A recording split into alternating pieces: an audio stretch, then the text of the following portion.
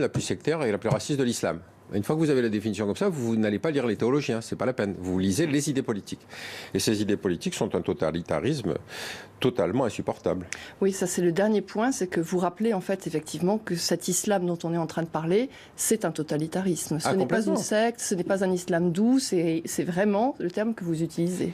Écoutez, moi ce qui me frappe justement, pour revenir à votre question précédente, c'est que la réaction existe plus aujourd'hui dans les pays musulmans que dans les pays occidentaux. En Algérie, vous avez effectivement une dénonciation de ce salafisme qui leur a coûté quand même 10 ans de guerre civile. Vous avez eu ce séminaire de Grozny, dans lesquels, avec le recteur de l'université Al-Azhar, ils ont considéré que le wahhabisme n'était qu'une secte et qui n'appartenait pas au sunnisme. Donc on est dans une réaction aujourd'hui, dont on espère en tout cas qu'elle va se poursuivre, mais qui est beaucoup plus importante à mon avis en termes de déstabilisation que les problèmes financiers de l'Arabie Saoudite. J'aimerais bien avoir les problèmes financiers de l'Arabie Saoudite, je vous dirais. Merci beaucoup Pierre Conessa pour cet entretien. Bonne suite de programme sur France 24. Merci.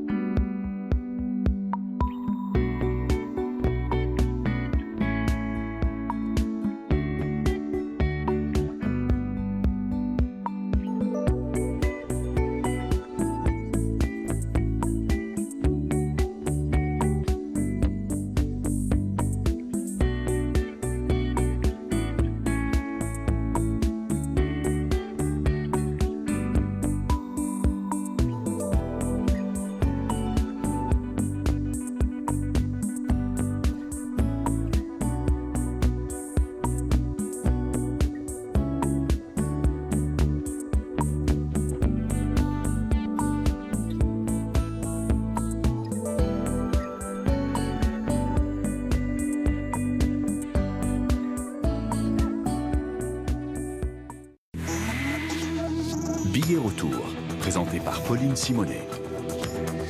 Décembre 2003, un séisme majeur dévaste la ville de Bam, en Iran. Le tremblement de terre fait plus de 26 000 morts et 30 000 blessés. Une grande partie de la ville est détruite, dont la citadelle, site touristique et archéologique vieux de 2600 ans. Aujourd'hui, la population tente de panser ses blessures et de reconstruire son patrimoine. France 24 est allée à la rencontre des habitants de Bam, qui rêvent toujours du retour des touristes. Billet retour, à regarder sur France 24 et france24.com.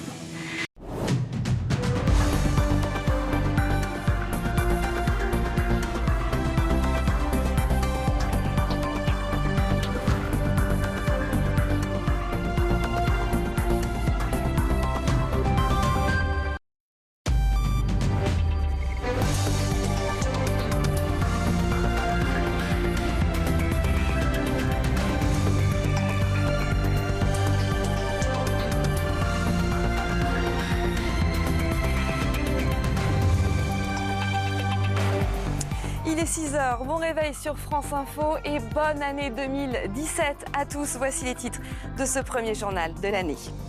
Les célébrations du Nouvel An endeuillées en Turquie. Au moins 35 morts dans une attaque à main armée. Des coups de feu tirés dans une célèbre discothèque d'Istanbul. Un attentat terroriste selon les autorités. Les mises en garde de François Hollande. Dans ses derniers vœux en tant que président, il a adressé une série d'avertissements au monde, mais aussi aux candidats engagés dans la course à l'Elysée. Le point dans ce journal. Et puis les vœux aussi du ministre de la Défense, Jean-Yves Le Drian, sur une base en Jordanie, aux côtés des militaires engagés dans la lutte contre Daesh. Il appelle à ce que la France continue de tenir sa place dans le monde. C'est donc un début d'année sanglant pour la Turquie, frappée déjà en 2016 par plusieurs attentats meurtriers. Au moins 35 personnes sont mortes la nuit dernière lors d'une attaque terroriste dans une discothèque huppée d'Istanbul. Claire Koch. Ils nous ont canardés sans pitié. Ils n'ont eu aucune pitié. Ils étaient 3 à 4, ils ont tiré sur tout le monde. Ils ont visé à la tête tous ceux qui étaient à l'intérieur. Au moins 35 morts et 40 blessés. C'est une nuit d'horreur à Istanbul. Toute la soirée, les ambulances acheminent les victimes vers les hôpitaux. J'ai dû pousser les corps des morts qui me sont tombés dessus. Ça criait à droite, à gauche. L'odeur de la poudre. Voilà tout. Entre 700 et 800 personnes fêtaient le passage à la nouvelle année dans une boîte de nuit très prisée de la rive occidentale d'Istanbul. Lorsqu'un ou plusieurs individus font irruption, une attaque immédiatement qualifiée de terroriste par le gouverneur d'Istanbul. C'est une attaque terroriste. Ils ont attaqué sans aucune pitié des innocents qui ne faisaient rien d'autre que de fêter le Nouvel An et s'amuser. Les autorités turques avaient annoncé avoir déployé 17 000 policiers dans Istanbul afin d'encadrer les festivités du Nouvel An. Elles avaient par ailleurs précisé que des policiers seraient déguisés en Père Noël pour détecter la moindre anomalie au sein des foules. Une Saint-Sylvestre placée sous haute surveillance partout dans le monde.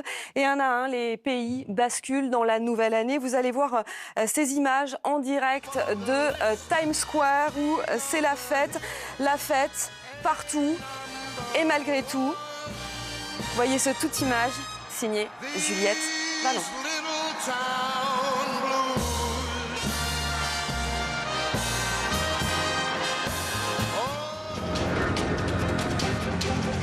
Super. C'était beau.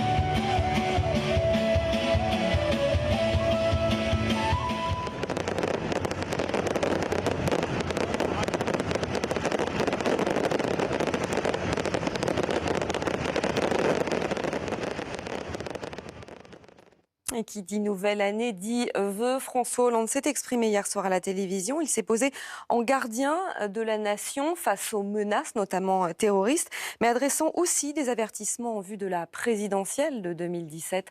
Élise Roire.